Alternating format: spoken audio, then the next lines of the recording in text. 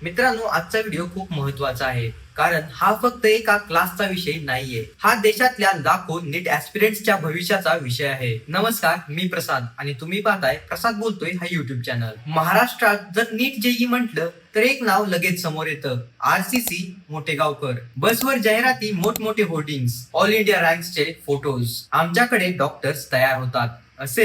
पालकांना असं वाटायचं की ते आमचा मुलगा मुलगी गेली तर त्यांचं फ्युचर सेट होईल. पण आता प्रश्न असा उठतोय की नेमकं फ्युचर सेट होतं की पेपरच सेट होता. कारण नीट पेपर लीक प्रकरणात आता शिवराज मोठेगावकरचं पण नाव समोर आलंय. CBI चौकशी, घरावर धाड, मोबाईल जप्त, कम्प्युटर डेटा चेक आणि सगळ्यात धक्कादायक आरोप काय? पेपर तब्बल परीक्षेच्या 10 दिवस आधी मिळाला होता. ही विचार करण्याची गोष्ट आहे. 22-23 लाख मुलं रात्रंदिवस अभ्यास करतात.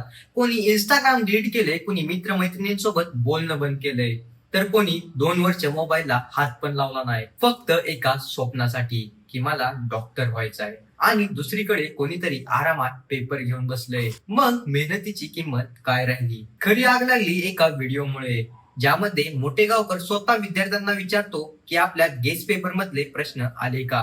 नीट 2026 चा आत्ताच पेपर झाला. माझ्यासोबत प्रणिती आहे. तिने आत्ताच पेपर देऊन आला. प्रणिती, RCC मॉक मधून RCC टेस्टिंग क्वेश्चन आले? त्याच्या बाहेर क्वेश्चन आलाच ना. तुम्ही खुश आहात RCC वर? हो, खरंच खुश आहात? बायोलॉजी काय म्हणते? सगळं एनसीआरटी बेसिस मॉक टेस्ट मध्ये जे विचारलं ते झालं.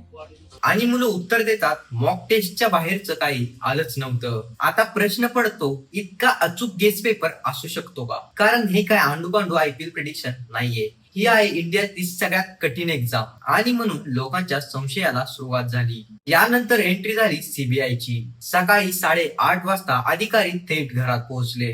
जवळपास 9 तास चौकशी. CBI उगाच कुणाच्या पण घरी जात नाही. आणि जे नंतर समोर आलं ते ऐकून पालकांच्या पायाखालची जमीनच सरकली. CBIच्या प्राथमिक तपासात असा आरोप समोर आला की नीटची क्वेश्चन पेपर आणि आन्सर की 23 एप्रिललाच मिळाली होती, म्हणजे एक्झामच्या तब्बल 10 दिवस आधी. आणि त्यातले प्रश्न काही विद्यार्थ्यांना हाताने लिहून देण्यात आले, काहींना तर थेट पेपर दिल्याचा सुद्धा आरोप आहे. टेलिग्रामवर पेपर शेअर करण्यात आला आणि नंतर डिलीट करून पुरावे मिटवण्याचाही प्रयत्न केला. जर ही सगळं खरं असेल तर ही फक्त चीटिंग नाही, तर गरीब व प्रामाणिक विद्यार्थ्यांच्या स्वप्नांचा खून आहे. आणि मला सगळ्यात जास्त राग कशाचा येतोय माहितीये? गरीब घरातलं पोरग फक्त एक्झाम देत नसतं, ते आपलं आयुष्य बदलण्यासाठी लढत असतं. तो रात्री 3-3 वाजेपर्यंत अभ्यास करत असतो, फक्त एका गव्हर्नमेंट सीट साठी. पण जर काही लोकांना पेपर आधीच मिळत असेल तर मेहनत करणाऱ्यांनी काय करायचं? मग सिस्टमनी सरळ सांगावं ना की गरीब मुलांनी स्वप्न बघायचीच नाहीत.